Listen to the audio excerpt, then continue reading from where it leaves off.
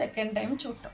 Okay, first time 7 months back పాప దగ్గరకు వచ్చాడంట కాలేజ్ దగ్గరికి. ఆమె ఇంటికి రాలేదు. 4:30 అయిపోతుంది, ఎర్లీ మార్నింగ్. మేము పోలీస్ స్టేషన్కి వెళ్ళాము, మాదాపూర్ పోలీస్ స్టేషన్లో. అక్కడ పాప మిస్ అయిందని ఇచ్చాము. తర్వాత వాళ్ళ పెద్దనాన్న వాళ్ళని పిలిచాము, మాట్లాడాము, వార్నింగ్ ఇచ్చాము. ఓకే, వాడేదో పెద్ద క్యాస్ట్ అది ఇది అని అంటున్నాడు. వాడి క్యాస్ట్తో నాకు పని లేదు. ఓకే, వాళ్ళకి డబ్బు ఉంటే వాళ్ళ దగ్గర ఉంచుకోమనండి, నా దగ్గర ఉంటే నా దగ్గర ఉంటుంది. నీ దగ్గర ఉంటే నువ్వు నాకు ఇవ్వవు కదా.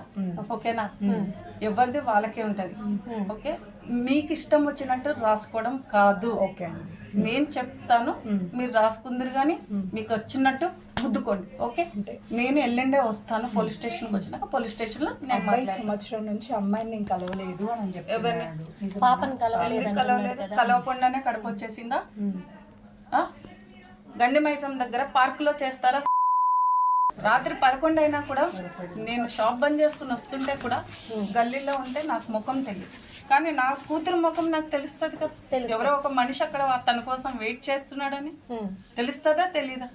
ఏంటమ్మా ఎవరు అని అంటే, కాదమ్మా గల్లీలో మనకు ఫ్రెండ్స్ ఉంటారు కదా. అలా అని ఈ అమ్మాయి కవర్ చేసింది. ఎందుకంటే ప్రాబ్లం వాడెవడో కాదు, ప్రాబ్లం నా కూతురు అని నేను అనుకుని నా కూతురుని కొట్టా. ఓకే, ఎవరితోనే నాకు పని లేదు కదా. మీ పాపను కొడుతుంటే తను ఎలా వచ్చారండి? అబ్బాయి ఎట్లా వచ్చాడు? యాక్చువల్గా అది ఎక్స్ప్లెయిన్ చేయమని. అంటే మామూలుగా తనకు తెలియదు కదా, మీ పాప మీద మీరు సీరియస్ అవుతున్నారు కదా, అంటే తను ఎందుకు వచ్చాడు అని. నా పిల్లని నేను కొట్టుకుంటే నాకు ప్రాబ్లం కాదు కదా. అవును, అవునా? ఎస్, నా కూతుర్ని కొట్టుకుని నా కూతుర్ని కొట్టుకున్నా నాకు ప్రాబ్లం. నేను చెప్తాను, పాప కండిషన్ ఎలా ఉంది? పాప కండిషన్కి ఏమన్నారు డాక్టర్లు? పాప కండిషన్ ఎలా ఉందన్నారు? చెప్తాను అన్నారు, ఇంకా చెప్పలేదు. రైట్, అది ఆ కాన్వర్సేషన్కి సంబంధించి ఇంకా కాన్వర్సేషన్ చూసే ప్రయత్నం చేద్దాం. శ్రవణ్ సాయి కేసులో బిగ్ అప్డేట్ గురించి మనం మాట్లాడుకుంటాం. కొద్దిసేపటి క్రితం ఇదిగో మీరు చూస్తున్నారు, శ్రీజ తల్లి సిరి ఆర్టీవీతో ఎక్స్క్లూజివ్గా మాట్లాడిన క్రమంలో ఇటు శ్రవణ్ని చూడడం రెండోసారి మాత్రమే అంటూ చెప్పుకొచ్చింది. అసలు ఆ రోజు ఏం జరిగింది? తన కూతురు ప్రెగ్నెంట్ అంటూ చెప్పుకు రావడం ప్రస్తుతం ఆ కాన్వర్సేషన్లో ఇంట్రెస్టింగ్గా కాదు సంచలనంగా మారింది. శ్రవణ్ను నేనే పిలిపించానంటూ చెప్పుకొచ్చింది సిరి. ఫస్ట్ టైం 7 నెలల క్రితం పాప కాలేజ్ దగ్గరికి వచ్చాడంటూ కూడా చెప్పుకొచ్చిన క్రమం. ఆ రోజు నా కూతురు తెల్లవారుజామున 4:30 వరకు ఇంటికి రాలేదంటూ చెప్పుకొచ్చింది ఆమె. నేను మాదాపూర్ పిఎస్కు వెళ్ళి పాప మిస్ అయిందని కంప్లైంట్ ఇచ్చానంది సిరి. తర్వాత శ్రవణ్ పెదనాన్నకు పిలిచి వార్నింగ్ ఇచ్చాను అంటే శ్రవణ్కు వార్నింగ్ ఇవ్వడం జరిగింది, వాళ్ళ పెదనాన్నను పిలిపించి అంటూ కూడా సిరి అంటే శ్రీజ తల్లి చెప్పుకొచ్చింది. ఆ తర్వాత క్యాస్ట్ గురించి మాట్లాడింది. ఆ పిల్లగాడికి సంబంధించి అతగాడిది పెద్ద క్యాస్ట్ అని చెప్పుకొచ్చింది. ఆ తర్వాత ఆ క్యాస్ట్తో నాకేం సంబంధం అంటూ చెప్పుకొచ్చింది. డబ్బుంటే వాడి దగ్గరే పెట్టుకోమను, నాకేమి ఇవ్వరు కదా అంటూ చెప్పుకొచ్చింది. వాడు కలవకుండా ప్రెగ్నెన్సీ ఎలా వచ్చింది అంటూ ప్రశ్నలు సంధించింది. గండి మైసమ్మ దగ్గర పార్కులో, అక్కడ నేను ఆ పదాన్ని ఉపయోగించట్లేదు, చేస్తారా అంటూ కూడా చెప్పుకొచ్చింది ఆమె. రాత్రి 11 గంటలు దాటినా గల్లీలో నా కూతురుతో తిరిగేవాడు.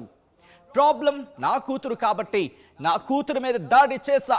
ఎస్, తను ఆ కన్ఫెషన్ గురించి మాట్లాడుకున్న క్రమం తన కూతురు మీద దాడి చేసిన మాటను ఒప్పుకుంది తల్లి శ్రీజ తల్లి సిరి. కూతురుని మీద దాడి చేసిన క్రమంలోని అప్పుడే ఆర్టీవీ ప్రతినిధి ఆమెను అడగడం జరిగింది, అసలు ఏం జరిగింది అని చెప్పి. అంటే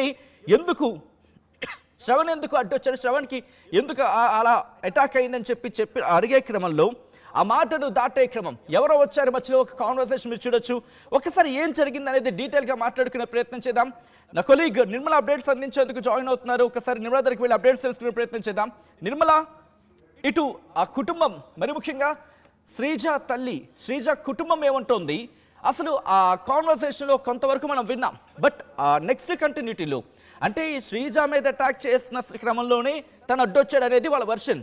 బట్ ఎందుకు అడ్డొస్తే ఎందుకు అంతలా సావబాదారు అనేది ఇక్కడ వినిపించే మాట. ఏమంటోంది ఆ కుటుంబం? రైట్ సచిన్, ఇప్పుడు తను ఏమంటుందంటే నిందితురాలే ఇక్కడ ఉన్నారు ప్రస్తుతం. మనము శ్రీజాను ఎక్కడైతే హాస్పిటల్లో జాయిన్ చేశారో ఆ హాస్పిటల్ దగ్గరే ఉన్నాము. లోపలికి వెళ్ళి హాస్పిటల్ లోపలికి వెళ్ళి శ్రీజాతోటి మాట్లాడించే ప్రయత్నం చేసే మూమెంట్లోనే శ్రీజా తల్లి కూడా నిందితురాలు సిరి కూడా ఇక్కడే ఉన్నారు.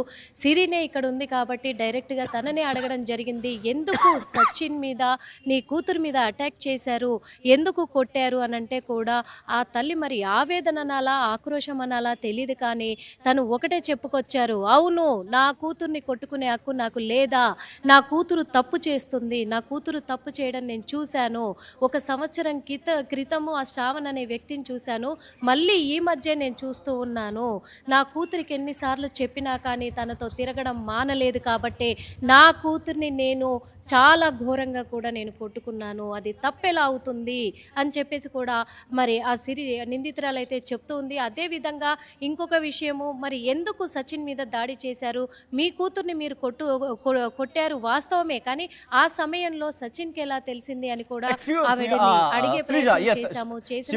వచ్చాడు అనేది శ్రవణ్ సాయి ఎందుకు వచ్చాడు అనేది రైట్.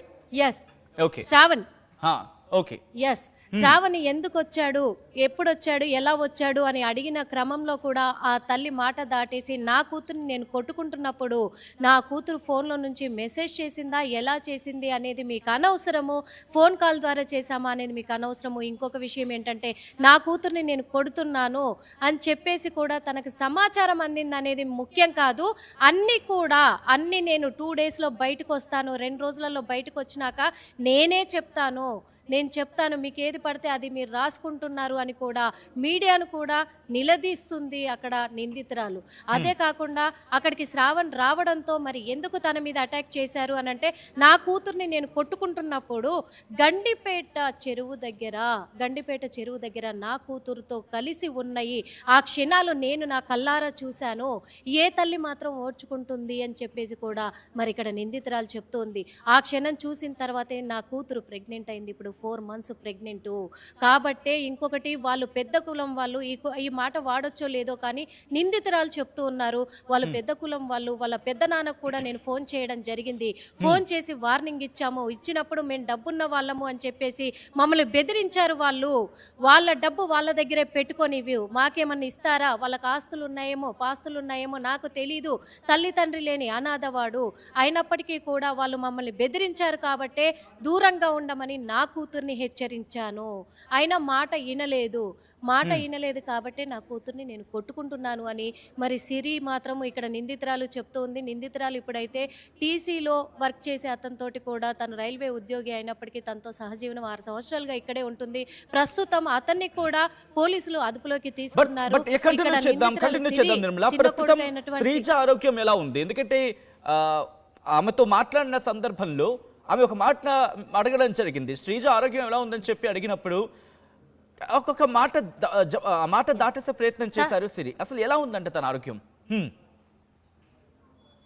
సిరికి మాత్రము విపరీతంగా